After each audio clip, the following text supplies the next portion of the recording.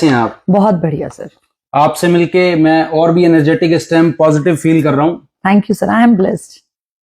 Ma'am, कितना समय total tenure हो गया एजुकेशन के अंदर, बच्चों को पढ़ाते पढ़ाते और खुद भी सीखते सीखते? सर देखिए, अगर मैं पढ़ाने की बात करूं तो मैं 1998 से पढ़ा रही हूँ। जब मैं महज 15-16 साल की थी, मैं क्लास 10th में थी और मैंने सबसे पहले एक स्टूडेंट को पढ़ाया था। वो 2nd क्लास की बच्ची थी जी। वहां से ये सफर शुरू हुआ। मैं खुद 10वीं में थी और आज मेरी एज हो गई है 41 साल। अभी मेरा बर्थडे गया है सर दिसंबर में, 1 दिसंबर को 41 साल मेरी उम्र हो गई। तो लगा लीजिए 15 साल से और 41 साल का ये लंबा सफर मैंने सिर्फ और सिर्फ पढ़ाई को दिया। इसमें मैं खुद भी पढ़ती रही और अपने स्टूडेंट्स को भी पढ़ाती रही। मैम, आपके घर पे कौन कौन था? सर मेरे फादर हैं, एयरफोर्स में उन्होंने 20 साल देश सेवा दी और उसके बाद 20 साल तक वो भारत की एक लोकतंत्र की पहचान पार्लियामेंट हाउस में उन्होंने अपनी सेवाएं दी हैं। वो खुद 20 साल के थे जब गवर्नमेंट जॉब में गए थे एयरफोर्स में, और वहां से लगा लीजिए 60 साल में रिटायरमेंट जब उनकी हुई तो वो देश की सेवा में अपनी लाइफ के 40 साल बिता चुके थे। और अगर मैं देखूं तो मेरी पढ़ाई लिखाई का एक जो मजबूत आधार मिला वो मेरे फादर ने ही दिया था। जी। तो दोस्तों, ये बहुत सीखने वाली बात है। पहले भी वीडियो में मैं ये संदेश देता रहता हूँ कि चैरिटी बिगिंस एट होम वाली चीज है। जैसा आपका बिहेवियर रहेगा, जैसे आप रहेंगे, बच्चे भी वही चीजें सीखेंगे। बिल्कुल। मैम, और कौन परिवार में शादी से पहले, थोड़ा सा आप बताएं। जी, मेरी मम्मी है, पढ़ी लिखी नहीं है सर, अक्षर ज्ञान नहीं है, लेकिन हर चीज को बहुत बेहतरीन तरीके से समझती हैं। और मेरा ये मानना है कि किसी भी बच्चे पर सबसे ज्यादा प्रभाव उसकी माँ का पड़ता है। तो मैं ये मैसेज उन स्टूडेंट्स को देना चाहूंगी जो आपके चैनल के माध्यम से जुड़ेंगे। कई बार बच्चे ना अपनी अनपढ़ माँ होती है तो उसको कहीं बाहर ले जाने में शर्म फील करते हैं कि भाई मेरी माँ अनपढ़ है, मेरे फ्रेंड्स क्या सोचेंगे। तो बेटा, इसमें कोई शर्माने की बात नहीं है। अगर आपके माँ बाप कम पढ़े लिखे हैं, गरीब हैं, तो कोई बात नहीं। जो चीज आपके हाथ में नहीं थी, पेरेंट्स तो भगवान ने दिए हैं, प्रकृति ने आपको दिए हैं। अगर आपको बदलना है तो आप अपने मुकाम को उस हद तक ले जाइएगा कि आपके पेरेंट्स बेशक अनपढ़ हों, किसान हो, मजदूर हो, लेकिन जिस दिन आप उनको कहीं पे खड़ा करें, आपका नाम इतना ऊंचा हो कि दुनिया उनको सलाम करे, उनकी परवरिश का गुणगान करे। तो मुझे लगता है ये स्टूडेंट्स तक ये मैसेज जाना चाहिए सर कि पेरेंट्स जैसे भी हैं बेस्ट हैं। हर माँ बाप अपनी तरफ से बेस्ट करके देता है स्टूडेंट्स को। ये स्टूडेंट्स की जिम्मेदारी है कि उनके लिए बेस्ट करें, सबसे बेहतरीन पढ़ के जिंदगी में एक मुकाम हासिल करें और पेरेंट्स को हमेशा प्राउड फील कराएं। जी मैम, जैसे आपने बताया माता जी के बारे में कि एक पढ़ा हुआ और एक कड़ा हुआ है। बिल्कुल, ये हमारी हरियाणवी कहावत है सर। बिल्कुल जी। तो कड़े हुए जो पुराने लोग होते हैं उन्होंने हर चीज देखी हुई है। और मैम, ऐसा कहते भी हैं कि माँ बाप जो है अपना खून का एक एक कतरा जो है संजो के रखते हैं बच्चों के लिए। बिल्कुल। जैसे वो कहते हैं कि भी खुद बांसी खा खा के और लड़की की शादी में मटर पनीर दूसरों को खिला देते सर, मैं एक चीज और बताती हूँ। मैं जैसे 41 साल की हूँ, बड़ी सिस्टर जो है 43 ईयर्स में लगी हुई है। आप देखिए उस समय के समाज की आप कल्पना कीजिए, बेटियां पैदा होना वैसे ही बड़ा नेगेटिव माना जाता था। मेरे फादर की हम 4 बेटियां हुई। कभी उन्होंने अपने मुंह से ये नहीं कहा कि मैं इनको नहीं पढ़ाऊंगा या मैं क्यों पढ़ाऊं। उस जमाने में बहुत लोग पढ़ाते नहीं थे। हम चारों सिस्टर्स वेल एजुकेटेड हैं, अपनी लाइफ में बहुत बेहतरीन जगह पर बैठे हुए हैं, सब गवर्नमेंट सेक्टर में हैं। मेरे फादर खुद गवर्नमेंट जॉब में थे। मेरी बड़ी सिस्टर जो है इंग्लिश टीजीटी हैं दिल्ली में गवर्नमेंट स्कूल में, छोटी बहनें भी टीचिंग प्रोफेशन में हैं। तो मैं ये एक संदेश उन पेरेंट्स के लिए भी है जो अपनी बेटियों को बोझ समझते हैं। आज भी मैं आज भी पढ़ती हूँ, लोग कन्या भ्रूण हत्या करा रहे हैं। ये तो हरियाणा सरकार ने बेटी बचाओ बेटी पढ़ाओ की पहल के चलते थोड़ा स्ट्रिक्टनेस दिखा दी। अदरवाइज मैं आज भी जानती हूँ बहुत परिवार आज भी तीसरे महीने में जांच करा के और अपनी बेटियों को गर्भ में ही मरवा देते हैं। बिल्कुल मैम, मैं आपके माध्यम से भी ये संदेश स्टूडेंट्स को भी और पेरेंट्स को भी हर जगह जहां तक हम पहुंच पाए जी। भाई, कन्या पूजन तो आप लोग करते हो गलियों में, फिर लड़कियां ढूंढते हुए आप घूम रहे होते हो। तो मैम, वो एक विचारधारा रखी हुई है, भाई सबको दिखाना है हम भगवान में, ईश्वर में आस्था रखते हैं और कन्या पूजन, लेकिन और अबॉर्शन जब करा देते हैं जाके। तो सर ये उदाहरण है, देखिए लड़कियां बोझ नहीं है। अगर आप उनके ऊपर थोड़ी सी एक बार हिम्मत करके उनको पढ़ा देंगे, उनको अच्छा माहौल दे देंगे, उनकी समझ विकसित कर दें। प्रॉब्लम क्या आती है, बहुत लोग कहते हैं कि लड़कियां भाई बोझ हैं, जितनी जल्दी शादी कर दी जाए बढ़िया है, नहीं तो कहीं कुछ गलत उसमें रास्ते पे ना चल पड़े। मेरा ये मानना है बेटियों की समझ इतनी सबल बना दो कि वो गलत और सही को जान सकें। कोई उनको बेवकूफ कैसे बना देगा। आप बेटी को पढ़ाइए लिखाइए, जजमेंट करनी सिखाइए। क्या आदमी गलत होता है, कौन सा आदमी ठीक होता है, अगर जजमेंट करनी आएगी ना सर, तो मुझे ऐसा लगता है कि 99% लड़कियां अच्छी निकल सकती हैं। प्रॉब्लम वहां आती है जहाँ बुद्धि का विकास नहीं होता, 15 साल 16 साल उम्र होती है, पेरेंट्स जो है स्कूलिंग में हमेशा गलत चीज की तरफ की कहीं गलत कदम ना उठा ले, वो अविश्वास की जो भावना है ना, डर भी मैम एक रहता है, वो गलत रास्ते पे चलने के लिए लड़कियों को बहुत हद तक तो वही कारण लगता है मुझे। मैम उदाहरण तो अगर इंडिया की हम बात करें, रानी लक्ष्मीबाई और कल्पना चावला, सुनीता विलियम्स हैं, बहुत बहुत लड़कियां हैं। इंदिरा गांधी तो राज किया है उन्होंने जी, प्रधानमंत्री वो रही हैं। प्रतिभा पाटिल की हम बात करें और अभी द्रौपदी मुर्मू की हम बात करें, तो दोस्तों इसमें कोई दो राय नहीं है कि लड़कियां जो होती हैं लड़कों से आगे ही रहती हैं। मैम दुर्गा जी के 8 जो हाथ एक दिखाए गए हैं, मेरे को लगता है समटाइम्स रोटी भी बना रही है घर पे, बच्चे भी पाल रही है, अच्छा, और जो जॉब कर रही हैं वो तो और भी ज्यादा एडवांस, डबल ड्यूटी होगी ना सर, ऑफिस की भी और घर की भी। तो मैम आप भी एक उदाहरण हैं, इसीलिए मोटिवेशनल गुरुजी पे मैं आपको एक लेके आया हूँ। थैंक यू सर, अगर आपको ऐसा लगता है तो मेरी खुशनसीबी है ये। नहीं मैम, मेरे को ऐसा लगता है कि एक जो है 3, 4, 5, 10 बच्चों को पढ़ाना या 50 बच्चों को पढ़ाना, और एक आपने जो स्ट्रक्चर खड़ा करा है हरियाणा में, और हरियाणा का नाम हुआ है, ICS का नाम हुआ है, तो मैम 4 आप बहनें, ब्रदर कोई नहीं? ब्रदर है सर, छोटा है अभी, वो क्या करते हैं? वो सर प्राइवेट सेक्टर में है, गुड़गांव में है, टेलीकम्युनिकेशन में काम कर रहा है। अच्छा जी। तो मैम शादी के बाद फिर परिमल जी का साथ मिला, तो तब कोई ऐसी स्थापना करने की ये मन में थी चीजें? सर ऐसा कुछ भी नहीं था, और मैं तो आपको बताऊं, मैं गवर्नमेंट जॉब में थी जी, मैं गवर्नमेंट स्कूल में टीचर लग गई थी जब मेरी उम्र महज 20 साल भर की थी जी। तो क्योंकि बचपन से सुनते आए थे कि 4 बेटियां हैं, इसके पिताजी कहाँ से करेंगे, दहेज कहाँ से, तो एक होता है ना बच्चा ये फील करता है कि मुझे जवाब देना है, मुझे समाज को कुछ करके दिखाना है, मेरे फादर बेचारे नहीं हैं जी, और हम लड़कियां इतनी सबल बनेंगी कि मेरे फादर के कंधों पे बोझ नहीं हम साबित होंगी। तो वो जज्बा हमारे अंदर बचपन से था, और कहीं ना कहीं उस जज्बे ने ही काम किया कि हम सारी सिस्टर्स जो हैं सही ट्रैक पे आ गए सर। हमने बचपन से एक अपनी लाइफ का एक मोटो बना लिया था कि हमें कामयाब होना है, और बहुत यंग एज में कामयाब होना है। तो मेरे साथ हमारे खानदान परिवार में बहुत सारे चाचा ताऊ जो होते हैं भाई, बहुत सारे भाई बंधु थे पिताजी, उनके पास बेटे ही बेटे थे, और मैं प्राउड से आपको बताना चाहती हूँ कि हमारी पीढ़ी में सिर्फ हम सिस्टर्स हैं जो गवर्नमेंट जॉब तक पहुंची। अच्छा, बाकी सब काम करते हैं, प्राइवेट जॉब करते हैं, बिजनेस करते हैं, लेकिन जो एक होता है ना मिडिल क्लास फैमिली में सबसे बड़ी अचीवमेंट तो गवर्नमेंट जॉब, वो हम बहनों ने अचीव की। तो मुझे प्राउड फील होता है, और आज मेरे फादर भी प्राउड के साथ जीते हैं और सबको बताते हैं कि मेरी जो बेटियां हैं उन्होंने बेटों से बेहतर काम करके दिखाया जी। मैम ये लव मैरिज थी आपकी अरेंज? सर हमारी लव मैरिज थी, मेरी बड़ी सिस्टर की भी लव मैरिज है और मेरी भी सर। तो मैम ये आप तो जैसे गवर्नमेंट एम्प्लॉय थे जी, अभी तो मैं किससे देख रहा हूँ कि बड़े रैंक पे अगर कोई महिला आ जाती है तो फिर वो जो पति उनके हैं वो छोटे रैंक पे हैं, तो वो डिवोर्स तक के मुकदमे, और नाम मैं किसी का नहीं लूंगा। तो आपकी कैसे हुई? भी परिमल जी भी क्या गवर्नमेंट एम्प्लॉय थे? मैंने तो सुना जॉब उन्होंने छोड़ दी थी बहुत बार। एक्चुअली परिमल सर जो है बहुत सारी वैकेंसी में इन्होंने अप्लाई जहां किया, कहते ना जहां हाथ डाला वहीं से कुछ ना कुछ निकाल लिया, मिट्टी सोना करी है हाँ बिल्कुल सर। इनके अंदर काबिलियत मुझे ऐसा लगता है मुझसे तो बहुत ज्यादा थी, और मैं तो महज पढ़ाने भर का काम करती हूँ, ये बहुत सारे और भी काम करते हैं, मैनेजमेंट है, कुछ भी देखना है। तो हमारी मुलाकात जब हुई, जब हमने शादी की, तो एक जैसे आप कह रहे थे कि बड़ी पोस्ट पे पहुंची औरतें अपने हस्बैंड को छोड़ देती हैं, तलाक ले लेती हैं। सर परिमल सर के जो हमारा मैरिज सर्टिफिकेट बनता है उसमें परिमल सर के में लिखा हुआ है अनएम्प्लॉयड, और मेरे सामने लिखा है गवर्नमेंट एम्प्लॉय। तो उस जमाने में जब हमने शादी की तो परिमल सर कुछ करते नहीं थे, मतलब जॉब इन्होंने ज्वाइन नहीं की, मैं गवर्नमेंट जॉब पे थी, लेकिन हमारे बीच में ऐसा कुछ नहीं था कि भाई मेरा रैंक बड़ा है या मैं नौकरी करती हूँ आप नहीं करते हैं। मैं जानती थी कि उनकी काबिलियत बहुत ज्यादा है और एक दिन वो कहीं ना कहीं कुछ ना कुछ हासिल कर लेंगे, और उदाहरण आज आपके सामने है। परिमल कुमार एक जाना माना नाम है, और मैं ब्लेस्ड फील करती हूँ कि मैं उनकी वाइफ हूँ जी। मैं गर्ल्स को संदेश दूंगा भाई, एग्जाम्पल लेके भाई बिना काम काज वाले लड़के से शादी नहीं कर लेनी है, बेस जरूर चेक करना। बेस और काबिलियत सर, बिल्कुल। देखिए काबिलियत नहीं है तो फिर शादी नहीं करनी चाहिए, ना लड़के को लड़की से ना लड़की को लड़के से।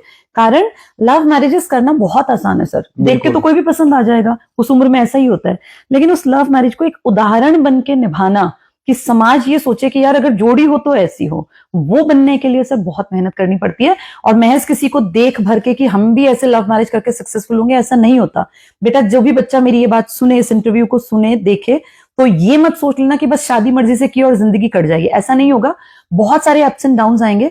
अगर आपके अंदर ताकत है, आपके अंदर इच्छा शक्ति है, आपके अंदर समझ है, तो फिर आपकी लव मैरिज निभेगी। नहीं तो बहुत सारे उदाहरण अपने समाज में देखे हैं कि शादी कर ली, 4-6 महीने में टूट फूट हो गई, तलाक हो गए, पैसे नहीं है, पैसों की कमी में घर छोड़ के चले गए, आगे जाके फिर पति पत्नी लड़ रहे हैं क्योंकि बच्चे भी हो जाते हैं और उन बच्चों की लाइफ दोस्तों इतनी दुश्वार हो जाती है जहां पर पति पत्नी के अंदर अंडरस्टैंडिंग नहीं है। और देखिए सर, एक कड़वी सच्चाई है, बिना पैसे के जिंदगी नहीं कटेगी। बिल्कुल, ये फालतू की बातें होती हैं कि मैं तुम्हारे दिल में रह लूंगा या मैं दिल में रह लूंगी। सबको घर चाहिए, सबको छत चाहिए, किचन का सामान भी चाहिए, बच्चों की पढ़ाई भी चाहिए। लड़कियां ये भी सोचती हैं कि एनिवर्सरी भी बाहर मनाएं, बच्चों को अच्छे स्कूल में पढ़ा लें, लिखा लें।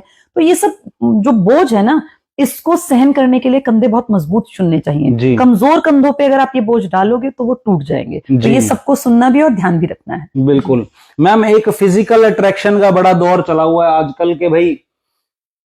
क्लासरूम से अट्रैक्शन शुरू होकर किसी होटल के कमरे में वो खत्म हो रहा है जाकर के, तो उस पे आप क्या संदेश देते हैं? और ये बढ़ रहा है मैम, मैं ऐसा देख रहा हूँ जैसे जैसे कोचिंग सेंटर्स बढ़ रहे हैं, को एजुकेशन अगर बढ़ी है, तो ये चीजें अब सोशल मीडिया के थ्रू आप कह लीजिए, किसी भी कोई भी कारण इसके हो सकते हैं जी, बट ये चीज बढ़ी है, आप भी देखते होंगे। बिल्कुल सर, बिल्कुल। देखिए मेरा ये मानना है कि मैं हर चीज को जोड़ती हूँ सर समझ के साथ जी।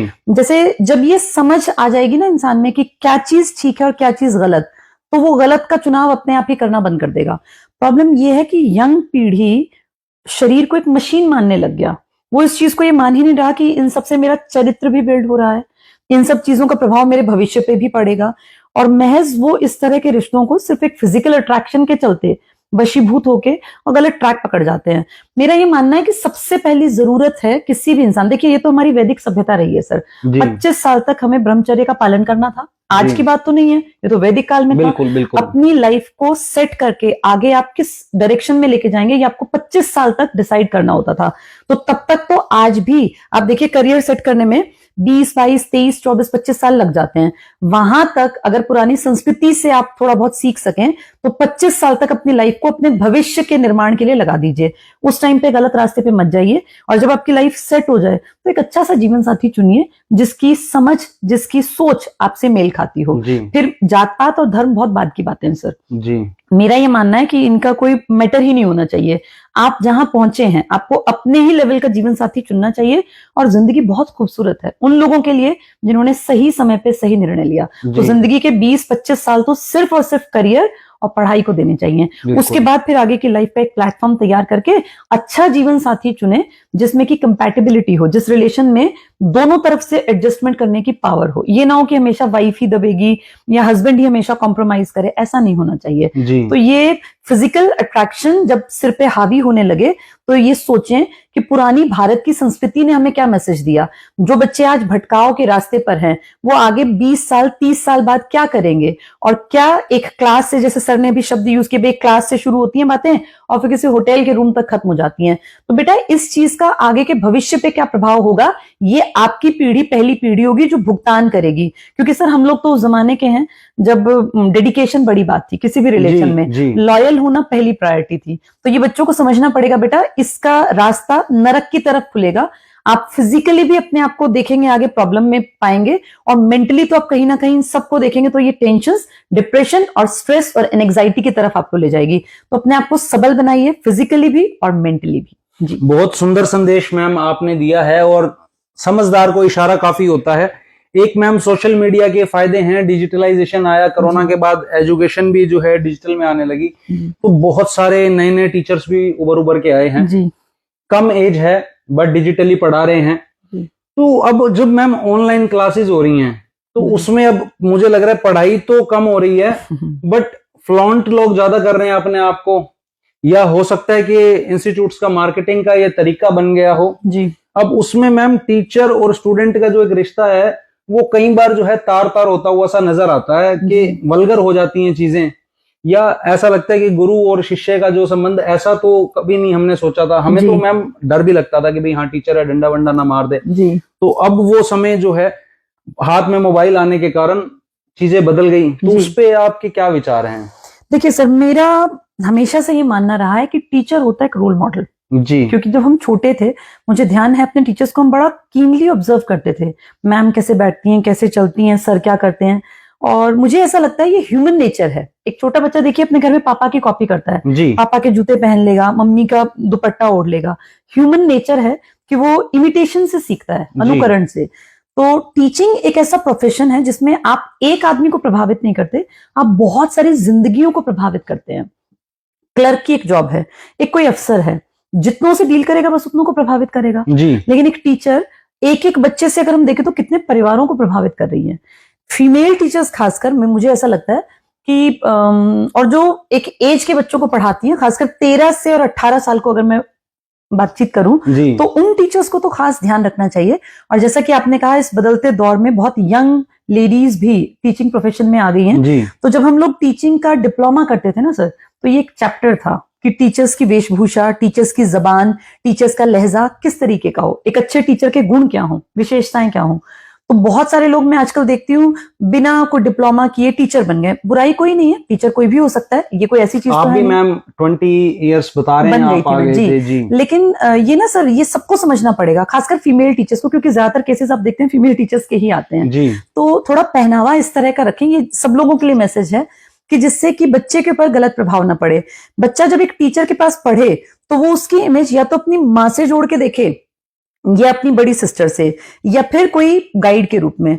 वल्गर कपड़े पहनने से अगर कोई टीचर ऐसा फील करता है कि मुझे ज्यादा लोग देखेंगे या ज्यादा लाइक्स मिलेंगे, तो वो कहीं ना कहीं टीचिंग के साथ भी गलत कर रहा है सर। टीचिंग बहुत साफ सुथरा प्रोफेशन है, ये कोई इस तरह का प्रोफेशन नहीं है कि इसमें आप लाइक्स के लिए या कमेंट्स के लिए अपना जो है कहीं ना कहीं शरीर का प्रदर्शन करें। टीचर को एक माँ बाप के बाद ये देखा जाता है कि गुरु ही सबसे बड़ी चीज होता है। इनफैक्ट जब बच्चा 6 साल प्लस का होता है ना सर, तो साइकोलॉजी कहती है टीचर का रोल माँ से ज्यादा हो जाता है, और बच्चा मानता है कि टीचर ने कह दिया तो मम्मा को नहीं पता, मेरे टीचर को ज्यादा पता है।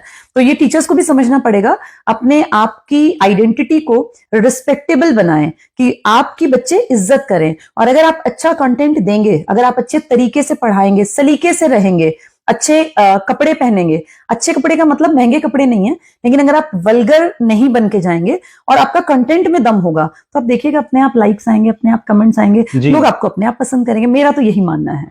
मैम, सेक्स एजुकेशन की बात आती है तो लोग पीछे हटते हुए उसमें नजर आते हैं। जैसे इंडिया में तो सैनिटरी नैपकिन्स पे भी बड़ा बवाल हुआ, फिर उसके बाद मूवी बनी है, और इंडिया में टॉयलेट के उस पे मूवी बनी है। मतलब इतने पिछड़े हुए हम लोग थे। और जहां पर हम बात करते हैं भारतीय सभ्यता की, तो मूर्तियां प्राचीन आती हैं, उसमें उड़न तश्तरियां भी नजर आती हैं, लोग टैबलेट्स भी बनाते हुए। और मंदिर जो हम अगर देखेंगे अपने, तो उनकी जो वास्तुकला है बड़ी जबरदस्त है। और आज का समय हम वो चीज देख रहे हैं, तो कैसे ये डिफरेंशिएट मैम करेंगे भाई, इतने पीछे कैसे चले गए हम इन चीजों में? सर, इंडिया में ना एक बहुत बड़ी प्रॉब्लम है, बहुत सारे लोगों में ना जैसे ड्यूअल पर्सनालिटी हैं, लोग पीछे से कुछ हैं और सामने से कुछ हैं। मतलब ये बात हमारी पीढ़ी को समझनी पड़ेगी।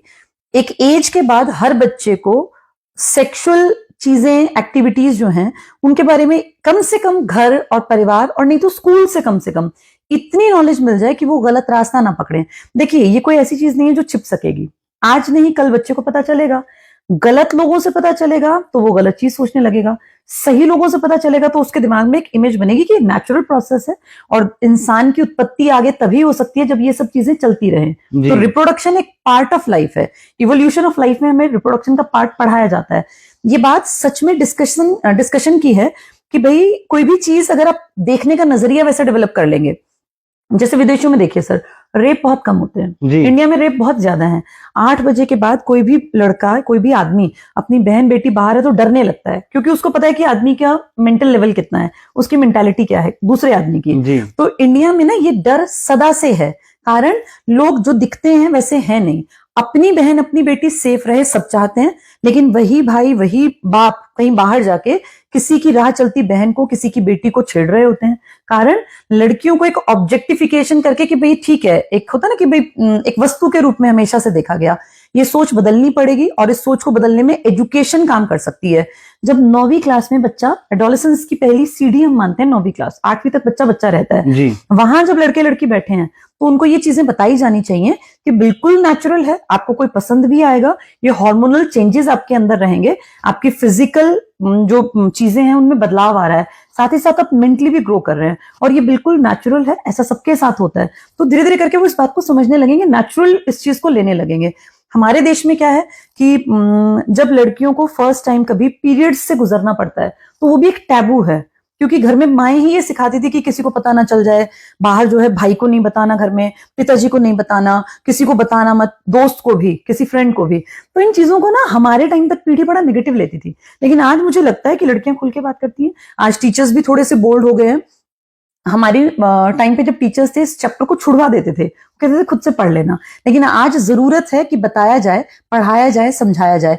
बच्चा किसी गलत सोर्स से इस चीज को सीखे, मान लीजिए वो गलत चीजों से, गलत साइट्स के थ्रू इन चीजों को सीखेगा तो वो ज्यादा गलत रास्ते पे जाएगा।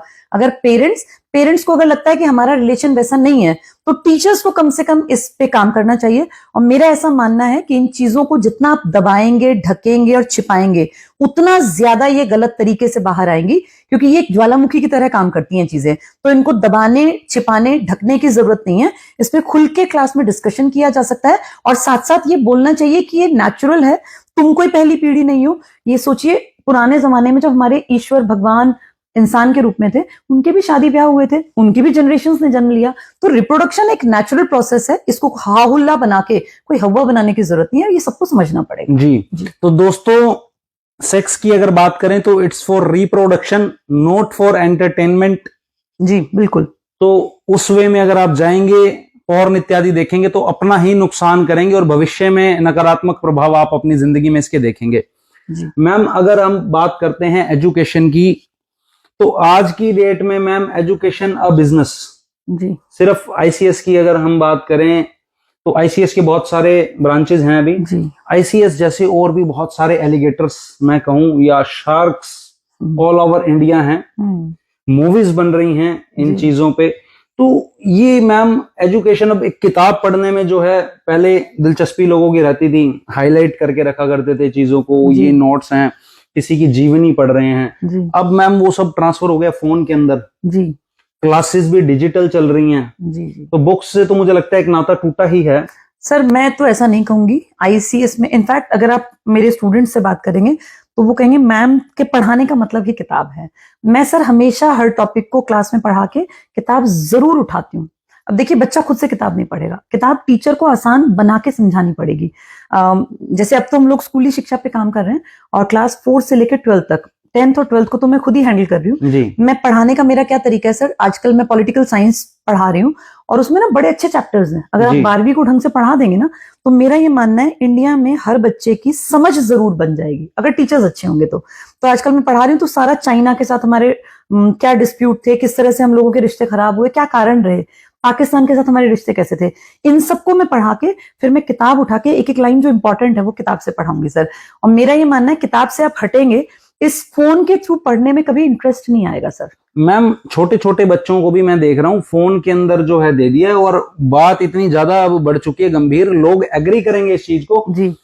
चाहे चेंज कर पाए या ना कर पाए, बट दे विल एग्री के बच्चे जो हैं खाना नहीं खाते हैं मैम फोन देखे बिना। बिल्कुल सर, ये हालात हो चुके हैं। ये जो पीढ़ी है ना सर, जैसे अभी इसका जो नेगेटिव इफेक्ट है वो कुछ साल बाद दिखेगा, अभी तो ये चल रही है ना जी। लेकिन जितने लोग आप देखिए 40-45 साल की एज में हैं, आप उनसे पूछेंगे तो वो बताएंगे, क्योंकि उन्होंने अधेड़ उम्र पार कर ली, वो यही कहेंगे कि जो इंसान की मेमोरीज है ना वो बातचीत करने से बनती हैं। बिल्कुल। ये जो पीढ़ी है ना, जो ये फोन एडिक्टेड है, इनको साइड में कौन बैठता है क्लास में, उसके मम्मी पापा क्या करते हैं, उसके दुख सुख क्या है, कोई मतलब नहीं है। बच्चा घर आता है, आते ही व्हाट्सएप पे चैट करना और उसको ना चीजें जैसे अपने आप एक्सप्रेस करनी भूल गया, हर चीज को टाइप करके उसको लगता है मेरे इमोशंस बाहर आ गए। लेकिन आप देखिए, इंसान की फितरत है कि वो जब तक अपनी बातों को कह के बाहर नहीं उड़ेलता तब तक उसके मन को, आत्मा को शांति नहीं मिलती। ये जो पीढ़ी है ना, आज से 10 साल बाद इस सब का नेगेटिव इफेक्ट आएगा। बहुत सारे लोगों को थेरेपिस्ट के पास जाना पड़ेगा, कारण जब तक आप अपने मन को दोस्तों के साथ नहीं खोलेंगे तो फिर क्या होगा, वो चीजें, इमोशन अंदर दबते दबते दबते और इंसान डिप्रेशन की तरफ अपने आप चला जाएगा। ये पीढ़ी समझ नहीं रही है और पेरेंट्स भी नहीं समझ रहे हैं। मैं तो देखती हूँ बहुत सारे पेरेंट्स ही अपने बच्चों के साथ टाइम ना स्पेंड करके, माँ ही, बेटा साइड में बैठा है, बेटी साइड में बैठा है, स्क्रॉल कर रहे हैं, देखते जा रहे हैं, माँ ही अपना टाइम उस पर लगा रही है। मैम, छोटे छोटे बच्चे हैं माओं के, और मैम छोटे छोटे बच्चे हैं माओं के, और मैं देख रहा हूँ वो रील्स बना रही हैं। और मैम मुझे लगता है उन्हें डिस्कशन करना चाहिए, बेटा क्या स्कूल में पढ़ा है, कोई जीवनी सुनाई जाए, कोई ग्रंथ जो है बिल्कुल घर पे सुनाया जाए, उसकी बजाय जो है रील्स, टिकटॉक, और सबको ऐसा लग गया जी मैं भी करोड़पति बन जाऊं। हाँ। पैसे कमा लूं। सर ये पैसे बेशक कमा लेंगे, लेकिन मेरा ऐसा मानना है कि अगर इंसान इमोशनल डेवलपमेंट पे काम नहीं करेगा ना, तो कुछ सालों बाद पैसे तो होंगे पर जिंदगी में खोखलापन होगा। जब आपने माँ के रूप में काम नहीं किया, आपने पति के रूप में काम नहीं किया, आपने बहन के रूप में काम नहीं किया, मेमोरीज कहाँ से बनेंगी? आज से 60 साल बाद जब बुढ़ापा आएगा तब आप क्या याद करेंगे कि मैं रील्स बनाती थी या मैं जो है अपने टाइम पर ऐसे करता था। सर जितने लोग बुजुर्ग हैं ना, आप देखिएगा वो लोग ज्यादातर पुरानी बातें करते हैं कि हमारे दौर में ऐसा था, वो यादें बनी हुई हैं। इस पीढ़ी की यादें कहाँ बन रही हैं? मैम एक एक चीज जो होती है बुजुर्गों से, अगर किसी गांव में हम जाते हैं तो वो बता देगा जी फलाना उसका लड़का है जी, वो उसके बच्चे पोते नाती सबकी डिटेल्स बता देगा। लेकिन आज अगर आप कहीं जाएंगे तो फर्क आ गया है, नहीं पता जी। सर इमोशनल इम्बैलेंस है, ये सोशल एलिनेशन है, सोसाइटी से इंसान कट गया। बच्चों को कोई फर्क नहीं पड़ता घर में मासी आई बैठी हैं, मामा आए बैठे हैं, बुआ आई बैठी हैं। वो एक फॉर्मेलिटी के लिए आप दबाव देंगे तो जाके नमस्ते करके वापस अपने रूम में फोन पे लग जाएंगे। एक हमारा जमाना था, मामा आ गए, फोन पे पता ही नहीं था क्योंकि फोन थे ही नहीं। अचानक से मामा आते तो सारा घर परिवार एक साथ बैठ जाता, मामा आए हैं, खाने की चीजें आई होंगी, कितनी बातें हम करते, रात रात भर बैठे रहते। मौसी आ गई, बुआ आ गई, ताऊ आ गए, चाचा आ गए। वो था सिर्फ पारिवारिक माहौल। वहां क्या फायदा था? बच्चा गलतियों को सुन के दादी से, दादा से, चाचा से, क्या गलती हुई मामा से, मौसी से, उसका दिमाग ना परिपक्व बनता था। आज क्या है, बच्चे को ये नहीं पता कि मेरी मासी के घर में क्या चल रहा है, मेरी बुआ अगर परेशान है वहां से आ गई है तो क्या दिक्कत है, उसको कुछ पता ही नहीं है। सिंगल चाइल्ड का जमाना है, उसको ना भाई बहनों के साथ शेयर करना, ना बातचीत करनी। इन सबका नुकसान आप 20 साल बाद की पीढ़ी पे स्पष्ट देखेंगे, क्योंकि अभी दिख नहीं रहा ना, लोग समझ नहीं रहे। ये इतना बड़ा नुकसान है जिसकी भरपाई पैसे नहीं कर पाएंगे। बिल्कुल मैम, लोग मैं देखता हूँ जो सक्सेसफुल पेरेंट्स हैं वो रहना ही पसंद नहीं करते हैं गाँव में, गाँव छोड़ देते हैं। जबकि मैं समझता हूँ गाँव का जो रहन सहन है वो बेस्ट है, वहां पे हरियाली है, खेत है। अब तो खैर मैम जमीन बहुत सारी एक्वायर्ड हो गई है, तो मुझे लगता है आने वाले समय में और चीजें कम हो जाएंगी जी। फ्लैट्स वगैरह मैम जैसे बन गए हैं, वहां शिफ्ट करना ज्यादा प्रेफर करते हैं लोग, अलग रहना। सर इसका एक कारण सुविधाएं हैं। देखिए अब ये तो मानना पड़ेगा, नई पीढ़ी में सुविधाएं जो हैं अगर आप बच्चे को नहीं देंगे, अच्छा स्कूल नहीं है, पार्क नहीं है खेलने के लिए। फिर सर गांव में ना थोड़ा सा ये भी है, जैसे स्कूल जाने के लिए बच्चे को साधन नहीं मिलेगा, अगर उसको ट्यूशन जाना है तो दूर जाना पड़ेगा। मान लीजिए शाम को बच्चा घर आया, स्टेशनरी का सामान खत्म हो गया, गाँव में तो नहीं मिलेगा। छोटी छोटी चीजें हैं जिनके कारण बहुत सारे परिवारों को पलायन करना पड़ा जी। मेरा ये मानना है शहर में जाके बसना कोई बुराई नहीं है अगर आप अच्छे भविष्य की कामना करके गए हैं तो, लेकिन हाँ हो सके तो पुराने गांव से जुड़े रखें। जैसे कहीं ना कहीं त्योहार पे जब ऐसा मौका मिले, शादी ब्याह में, तो जरूर जाएं। और जो पुराने लोग हैं, जो बुजुर्ग लोग हैं, अगर हो सके तो उनसे कुछ ना कुछ अनुभव अपने बच्चों को जरूर दिलाते हैं। मैम हमारे राजनेता जो हैं, मुद्दा थोड़ा सा उस तरफ मैं लेके जाने का प्रयास करूंगा कि गांव अडॉप्ट करते हैं, जैसे स्मार्ट सिटी बनाते हैं इस तरह गांव अडॉप्ट करते हैं, आदर्श गांव